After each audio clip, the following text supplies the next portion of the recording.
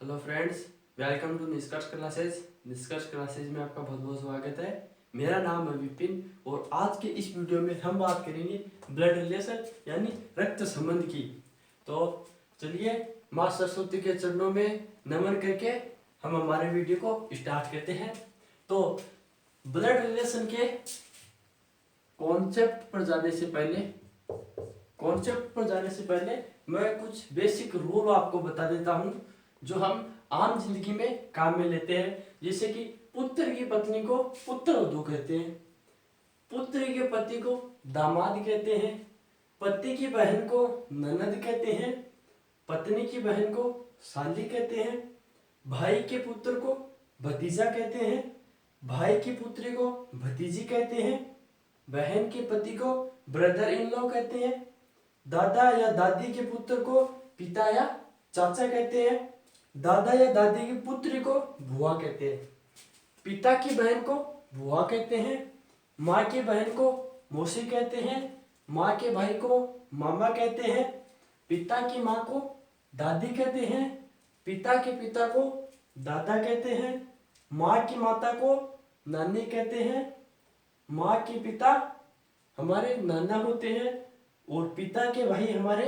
चाचा होते हैं। तो फ्रेंड्स, हम आम जिंदगी में सभी जानते हैं कि पिता की बहन बुआ होगी, पुत्र के पति दामाद होंगे, भाई के पुत्र भतीजा होंगे, माँ के पिता नाना होंगे, ये हम सब जानते हैं।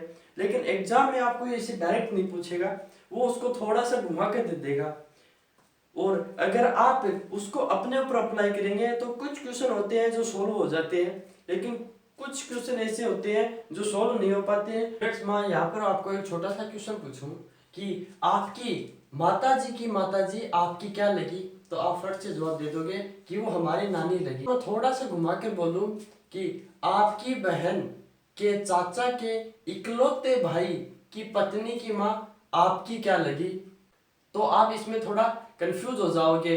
इसका आंसर भी नानी ही होगा। तो अब हम देखते हैं जनरेशन गैप यानी पीढ़ी। तो ये आप है, ये आप है। आपसे ऊपर वाली पीढ़ी में आपके माता पिता, चाचा चाची, मौसा मौसी, मामा मामी, बुआ फूफा ये होते हैं। उससे भी ऊपरली पीढ़ी में दादा दादी, नाना नानी होते हैं। उससे भी ऊपर वाली पीढ़ी में परदादा परदादी, परनाना परनानी होते हैं। उसके बाद में जो आपकी पीढ़ी है उसमें आपके भाई, आपके बहन या आपके कजन में कौन कौन आते हैं? आपके चचेरा भाई, ममेरा भाई, फुफेरा भाई, मौसेरा भाई, चचेरी बहन, ममेरी बहन, फुफेरी बहन, मौसेरी बहन, ये सब कजन में आते हैं। और आपसे जो नीचे वाली पीढ़ी है उसमें आपका पुत्र, पुत्री, भतीजा और भतीजी आते हैं। तो ये है जनरेशन गैप। ये हमें हमारी जो ट्रिक है उसमें काम आएगी, क्योंकि अगर आपको बोला कि ए बी का पिता है, ए पिता है बी का, ठीक है, ए पिता है बी का, तो आप ये नहीं लिखोगे कि ए को आपने नीचे लिख दिया और बी को आपने ऊपर लिख दिया। तो उसी के लिए आपको ये जनरेशन गैप ध्यान में रखना है। और इसका जो सेकंड पॉइंट है वो है जेंडर और सिंबल, ठीक है। तो जेंडर दो होते हैं, सबको पता होता है, मेल और फीमेल। बात करते हैं सिंबल की, तो हम हमारी ट्रिक में जो मेल है, जो पुरुष है, उसको दर्शाएंगे ट्राइंगल से, और जो फीमेल है, महिला है, उसको दर्शाएंगे सर्किल से। ये मेल है, इसको हम दर्शाएंगे ट्राइंगल से, फीमेल है, इसको हम दर्शाएंगे सर्किल से। तो अब हम जब भी मेल की बात करेंगे तो हम उसको ट्राइंगल से दर्शाएंगे, उसको सर्किल से नहीं दर्शाएंगे। और जब हम फीमेल महिला की बात करेंगे तो हम उसको सर्किल से दर्शाएंगे, उसको ट्राइंगल से नहीं दर्शाएंगे। तो चलिए फ्रेंड्स, अब कुछ एग्जाम्पल से हम देखते हैं कि हम जो हमारे सिंबल है उनको कैसे यूज करेंगे। तो वीडियो में आगे बढ़ने से पहले अगर आपने हमारी वीडियो को लाइक नहीं किया तो लाइक क्या कर रहे हो। फर्स्ट एग्जाम्पल है कि ए बी का पिता है, ए बी का पिता है, यानी ए पिता है, किसका है? बी का। तो ए पिता है यानी वह पुरुष है, इसलिए उसके ऊपर ट्रायंगल। और किसका है? बी का है। बी उसका पुत्र है तो उससे नीचे वाली पीढ़ी में होगा, तो बी को हम ऐसे लिखेंगे। उसके बाद में है ए बी की माता है, यानी ए माता है किसकी? बी की। क्योंकि बी उसका पुत्र या पुत्री है, इसलिए वो नीचे वाली जनरेशन में आएगा। यहां पर एक और एग्जांपल है, ए बी का पुत्र है। ए बी का पुत्र है यानी ए पुत्र है किसका? बी का। अब हमें ये नहीं पता है कि बी उसके पिता है या माता है, हमें सिर्फ ये पता है कि ए पुत्र है यानी वह एक पुरुष है। अब हम देखते हैं कि ए बी की पुत्री है। ए पुत्री है इसलिए सर्किल किसकी है? बी की है। अब एक और एग्जांपल लिखा है कि ए बी का भाई है तथा बी ए की बहन है। ए बी का भाई है यानी ए भाई है बी का। ये दोनों सेम जनरेशन के हैं, इसलिए हमने इसे बराबर में लिखा है। तथा बी ए की बहन है। बी ए की बहन है यानी ये महिला है। उसी तरह नीचे है ए बी का पति है। ए पति है यानी वह पुरुष है, और किसका है? यानी बी का। तो अब हम सोचेंगे कि हमें बी के जेंडर का नहीं पता, तो बाय डिफॉल्ट हमें यहाँ पर बी के जेंडर का पता है, क्योंकि अगर ए पति है तो बी पत्नी होगी। अगर ए पति है तो बी पत्नी होगी, बी पत्नी है तो ए पति होगा। तो ये बात तो ठीक है, लेकिन हमने भाई बहन है उनको भी ऐसा ही दर्शाया था, और जो पति पत्नी है उनको भी ऐसे दर्शाया है। तो हमें पता कैसे चलेगा कि कौन भाई बहन है और कौन पति पत्नी है?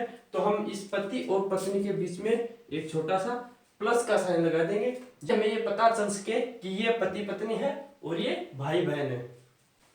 तो दोस्तों वीडियो में बने रहे ताकि कोई इंपॉर्टेंट पॉइंट छूट ना जाए। अब हम बात करते हैं हमारे नेक्स्ट एग्जांपल की, जो कि पी क्यू का चाचा है। पी क्यू का चाचा है, तो ये है क्यू। क्यू के पिता होंगे और पिता के भाई होंगे, तभी तो वो क्यू के चाचा होंगे। तो ये हम पी लिख देते हैं यहाँ पर। ये ड्रॉ हो गया कि पी क्यू का चाचा है। पी क्यू का चाचा है। उसी प्रकार पी क्यू का दादा है। पी क्यू का दादा है, तो सबसे पहले हम क्यू को लिखते हैं। उसके बाद में दादा, हम सीधे दादा पर न जाकर पहले उसके पिता पर जाएंगे, और पिता के पिता ये होंगे पी, तभी तो ये क्यू के दादा होंगे। तो हम क्यू के दादा बनाने के लिए हम सीधे उसके दादा को नहीं लिखेंगे, पहले उसके पिता को लिखेंगे, उसके बाद में उसके दादा को लिखेंगे। वैसे ये है कि पी क्यू की नानी है। पी क्यू की नानी है, तो सबसे पहले हम क्यू को लिखेंगे, उसके बाद में हम उसकी माता जी को लिखेंगे, और उसके बाद में हम पी को लिखेंगे जो कि एक महिला है। तो इसका मतलब हो गया कि पी क्यू की नानी है। तो दोस्तों अब हम इसकी टाइप्स पर बात करेंगे। तो इसकी टोटल 3 टाइप्स होती हैं। जो फर्स्ट टाइप होती है वो होती है रिगार्डिंग टू पजल फॉर्म। जो सेकंड होती है वो होती है पॉइंटिंग फॉर्म, और जो थर्ड टाइप होती है वो होती है कोडेड फॉर्म। तो फ्रेंड्स अब हम बात करते हैं टाइप नंबर फर्स्ट की, जो कि है पजल फॉर्म यानी पहेली रूप। हमें रिश्तों को पहेली के रूप में दिया हुआ होता है। जैसे कि एग्जाम्पल है, किसी परिवार में 6 लोग A B C D E एवं एफ है तथा वे एक साथ यात्रा कर रहे हैं। जिसमें बोला है बी सी का पुत्र है परंतु सी बी की माता नहीं है। ई सी का भाई है, डी एफ का भाई है, एफ ए की पुत्री है तथा ए व सी विवाहित है। तो हमें पूछा है बी की माता कौन है, और सेकंड क्वेश्चन है डी का ई से क्या संबंध है? बी सी का पुत्र है, बी सी का पुत्र है, बी पुत्र है, इसलिए ट्रायंगल किसका है? सी का। परंतु सी बी की माता नहीं है, परंतु सी है वो बी की माता नहीं है। अब हमें ये बोलना है कि बी सी का पुत्र है, बी सी का पुत्र है परंतु सी बी की माता नहीं है। तो अगर ये माता नहीं है तो ये उसका पिता है। ई सी का भाई है, ई है वो सी का भाई है।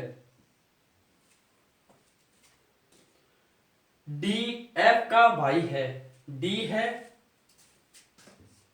डी वो भाई है एफ का। हमने उसे अलग क्यों लिखा? क्योंकि इसमें कहीं भी डी नहीं है, तो इसलिए हमने उसको अलग लिखा है। एफ ए की पुत्री है, ये जो एफ है ये पुत्री है और किसकी है? ए की है। तथा ए व सी विवाहित है, ये ए और ये सी विवाहित है। तो इसकी जो पत्नी है वो होगी ए, ए की एक पुत्री होगी एफ और उसका एक भाई होगा डी। तो फ्रेंड्स ये तैयार हो चुका है हमारा डायग्राम। अब हम इससे इन क्वेश्चन के आंसर देंगे कि बी की माता कौन है। तो ये रहा बी और बी की माता कौन है? ये पिता है और ये पिता की पत्नी है, यानी ये इसकी माँ हुई। तो बी की माता कौन है? तो पहले का आंसर होगा बी की माता है ए। अब बात करते हैं दूसरे क्वेश्चन की, जो कि डी का ई से क्या संबंध है? डी का ई से क्या संबंध है? तो डी ई का भतीजा है, डी ई का भतीजा है। डी ई का भतीजा कैसे है कि ये जो सी है इसका पुत्र है डी, और जो ई है वो सी का भाई है, तो वह डी का चाचा होगा। अब हम बात करते हैं नेक्स्ट एग्जाम्पल की। नेक्स्ट एग्जाम्पल है बी पी का पति है, क्यू ई का इकलौता पोता है, जो डी की पत्नी है तथा पी की सास है। तो बी का डी से क्या संबंध है? तो इसमें पहले एक शब्द यूज हुआ है जो। तो स्टूडेंट्स ये जो शब्द है ये बाद में आने वाले कर्ता के लिए प्रयुक्त होता है, बाद में आने वाले कर्ता के लिए, यानी यहाँ पर जो ई के लिए प्रयुक्त हुआ है। अब हम इसका डायग्राम बनाते हैं। बी पी का पति है, बी पति है किसका? पी का। क्यू ई का इकलौता पोता है, जो डी की पत्नी है। क्यू ई का इकलौता पोता है जो डी की पत्नी है। क्यू इकलौता पोता है किसका है? ई का, जो डी की पत्नी है। ये जो ई है ये पत्नी है और किसकी है? डी की है। तथा पी की सास है। यहां पर क्या लिखा है? जो डी की पत्नी है तथा पी की सास है। ये जो ई है ये डी की पत्नी है और पी की सास है। तो ये पी की सास कब होगी? जब ये बी की माता होगी। और डी है वो पी का ससुर होगा। और क्यू ई का पोता है, इकलौता पोता है, यानी इस बी का लड़का। अब हमें पूछा है बी का डी से क्या संबंध है? बी का डी से क्या संबंध है? तो जो बी है वो डी का पुत्र है। हम बात करते हैं आज के अंतिम क्वेश्चन की। तो अंतिम क्वेश्चन है ए बी की माता है, सी ए का पुत्र है, डी ई का भाई है, ई बी की पुत्री है तो डी की दादी कौन है?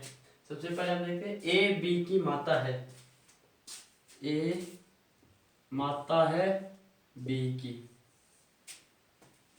सी ए का पुत्र है, सी है वह ए का पुत्र है। डी ई का भाई है, तो यहां पर डी नहीं है तो हम उसको पास में बना लेते हैं।